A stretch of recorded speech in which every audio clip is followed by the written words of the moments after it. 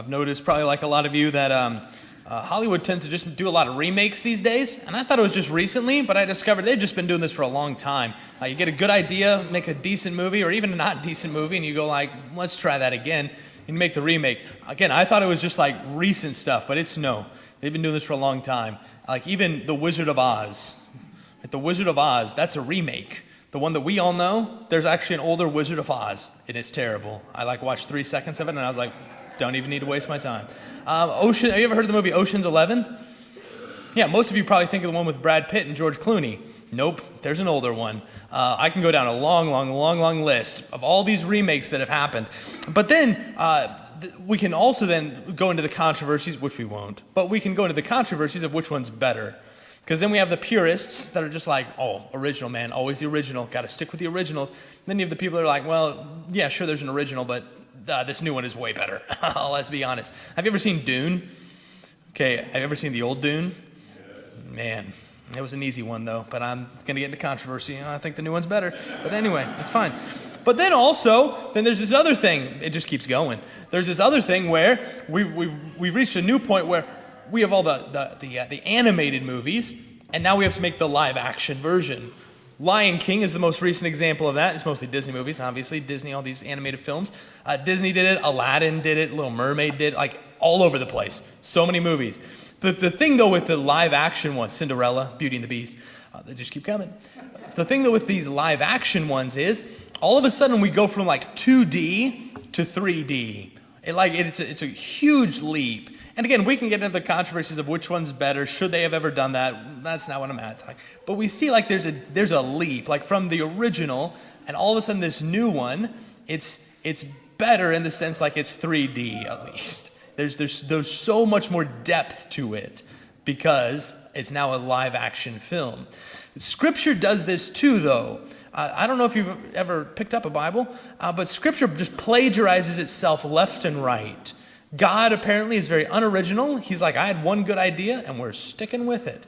And we see that in particular during Lent, but particular during today. Right? Lent even just copies itself. Every Lent, we just kind of plagiarize ourselves. The first Sunday of Lent is we always talk about Jesus' 40 days in the desert. Sweet.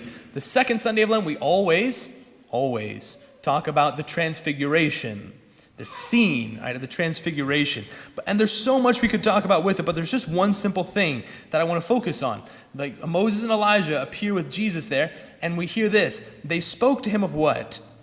They spoke of his exodus that he was going to accomplish in Jerusalem. All right, biblical scholars. Who's the main character of the Exodus? Moses. Okay. Is Jesus? No. What in the world does it mean that Jesus is going to accomplish the Exodus in Jerusalem? It's that story happened a long time ago. What is going on? Very simply put, it just means that what Jesus is doing through his death and resurrection is he's going to bring about a new Exodus. However we want to describe Jesus' actions there in Jerusalem, his death and resurrection is bringing about a new Exodus. So in other words, in order to understand this new Exodus, we have to know what Jesus is plagiarizing from in the old Exodus. And then, and more importantly, and this is the bigger one, it'll only be relevant to us, because that's the important line. It's the question why do I even care? I can talk about a lot of things, but why do I care? How is this relevant to us? What does this mean for our life? Why do we even care about a new Exodus and an old Exodus? But just think, first things first, what's going on in that first Exodus? I know that we can all retell the story. Right? We can all tell the story of Pharaoh killing the babies and Moses getting put in a basket in the river and he's getting found by Pharaoh's daughter, parting the Red Sea, let my people go free, all the good stuff. We all know the parts of the story. We can all tell the story. But think, what's the pattern? And what's the larger pattern that's being set up in the first Exodus, the original, the OG? All right, what's going on? Well, first and foremost, God is doing what? God comes to a people that has been enslaved for 400 years. It's a big chunk. The second big thing is that God works through a man. The man's name is the main character? Moses. All right, so God and Moses are the main characters of this story. God and this man. The precipitating event, what really sets this whole Exodus in motion, is the Passover. Right? The sacrifice of the lamb is what sets this whole thing in motion.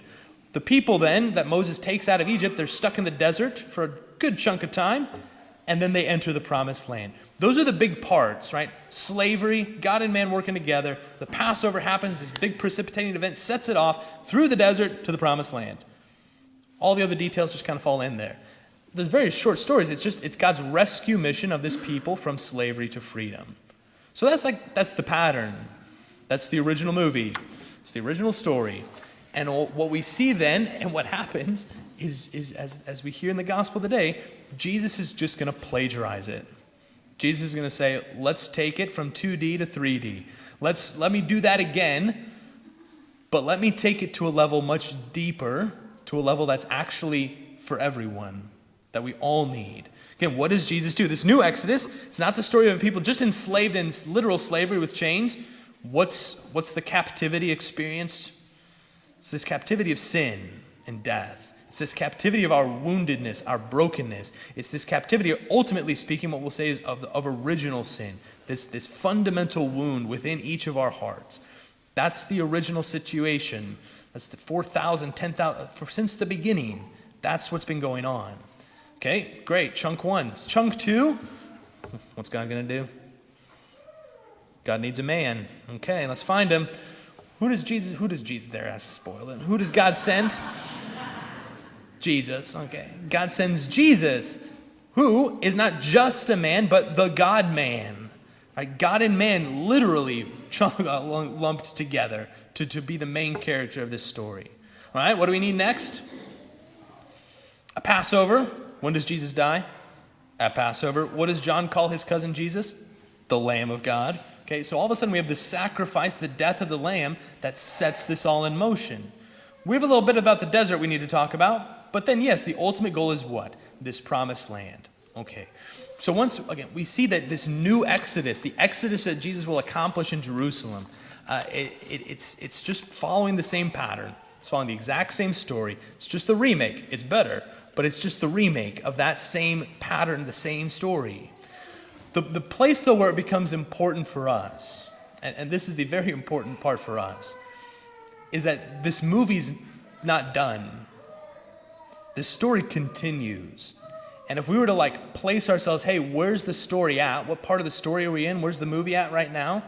We're in the scene of the desert. Our entire life, and Lent in a particular way, you can even see renewing, the series we're doing on renewing as a particular little desert, but even then just life in general. This is that chunk of the story. We are in the desert. We're making that journey. Yep, Jesus died. Yep, crushed it. But now we're in that long journey towards the promised land, to the total fulfillment of what God has promised. Something he began, but the total fulfillment is there in the future. And so we need to look real quick at that part of the story. What happens in the desert with the people? Does anybody remember? It's so much fun. It's funny, but it's not funny, but it is funny. Because you look at these people and you're like, you actually said that out loud? As they're traveling through the desert, the people at one point in the story, they go, Moses, this is hard. I want to go back. The people halfway through the desert, having been freed from slavery, say, I'm just going to go back. I know it's slavery. I know it's not perfect. I know it's not. But at least we know what's going on. And at least it's kind of comfortable. Sure, we have to work hard all day, but we know what's going on. And there's food there. And I'm just going to go back. What happens in the Exodus story, the pattern, is that the people on this journey, the major temptation they're going to face is just to give up. Okay. If we're writing the new story and we're doing this new movie here, which characters are we? We're the Israelites in the desert. Okay. Our temptation, the challenge that we're going to face constantly, is going to be to give up, to just quit, to say, I know Jesus is important, I know all this stuff, but I'm going to go back because it's easier. This is hard. The Christian life is not an easy thing. All of it. It's just not an easy thing. And so we have to pay particular attention to that. We have to pay particular attention to this dynamic that we can easily begin to just kind of quit on the journey. One way that happens, is even during Lent. We just finished our first full week of Lent. Did anybody cheat on their Lent things yet? No one. Wow, what a great parish I have. All right, nobody cheated on one part of their Lent stuff. Good. No, I've ever heard I talk about this all the time. It's like New Year's resolutions. Like the second Friday after New Year's Day is called Quitter's Day. About 2 weeks into the new year, people are like, this is hard, I quit. Same thing with Lent. Like we have this good intention, Ash Wednesday comes and we're just like, here we go, best Lent ever. And we start off 2 days in and then we go, whoa, this is hard, I'm done. We can easily just kind of give up just during Lent. The series of renewing, when we begin to encounter the faults within ourselves, when we begin to encounter those places within us that are wounded, when we begin to dig into that, or even when we say, I don't even know if there's anything there, I think I'm perfect. All of it, it's easy to say, I'm going to give up. There's nothing here for me. I'm out of here. We just kind of give up on it. We begin to face a challenge and we go, I'll just go back to how it was. I'm fine. Same thing even throughout our lives, living our faith, right? Just day to day living our daily life. Pretend it's a Tuesday in October. All of a sudden, Tuesday in October shows up and we can go, why do I even go to church? It's not helping. It's hard. I have to wake up. I don't like it. We're going to stop that. Anything, right? In the midst of this desert, in the midst of this journey towards the promised land, the major temptation we will always face is to quit.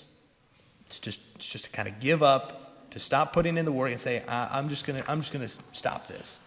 It's a major temptation that we're going to face. And so the simple encouragement that this scene of the transfiguration gives to us, it's a simple encouragement just to stick with it, right? To continue and to press on. The transfiguration scene, it always comes right after Jesus predicts his death. Right? So he tells the boys, hey, I'm going to go up to Jerusalem and they're going to kill me.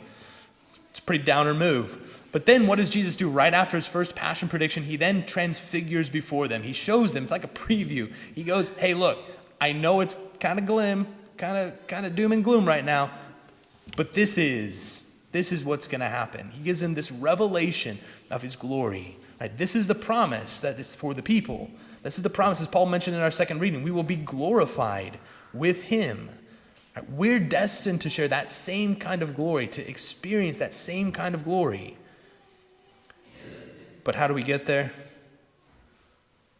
Through the desert. Jesus, the resurrection, it doesn't come because one day he said, all right, it's time for me to be resurrected. No, the resurrection comes after his passion and death. For us, it's the same. Right? We have to pass through the sufferings. We have to pass through the desert. We have to go through those things in order to reach that final goal. And the temptation we'll face is to give up. And so the simple encouragement is just to continue on, to press on, even in the midst of those challenges. One final thing, just to keep in mind, again, Jesus just plagiarized the entire Exodus story. One final pattern to keep in mind is, how were the people strengthened throughout their Exodus journey? How were they strengthened? Well, daily, bread just fell down from the sky to feed them. Pretty clutch, right? This miraculous daily bread comes down for them. And it's the same thing for us. The Lord doesn't leave us just stranded. He doesn't just say, hey, good luck in that desert. No, Jesus says, I will sustain you. I will sustain you in this. And he gives us our new daily bread. And so as we come to the Mass, this is one of the ways that it helps us to just pray the Mass a little bit more intentionally. That we don't just come to the Mass because we're like, man, hope Father Michael has something good to say. Man, hope there's a breakfast afterwards. Man, hope there's a good something in it for me. Hope we get some dirt on our faces. No, we come to the Mass, we come to this Eucharist because this is what sustains us. This is the only thing that can sustain us throughout the desert. To walk away from the bread that comes down from heaven would be to say, I'm going to ditch the crowd and I'm going to go off into the desert by myself. That's sure and certain death for us. That's not a great place to be. No, we have to come. And when we come, then we just have to be a little bit more intentional about that, to remember that the reason I come is not for all these other things we can think of. It's simply because I need this sustenance. I need to be sustained as I make this difficult journey through the desert. United with Christ, we journey with him. And that's what happens. As Jesus passes through his sufferings in order to experience the resurrection, we too, right? We too can pass through our sufferings with great confidence, knowing that at the end of it lies that transformation, lies that renewal that we truly seek.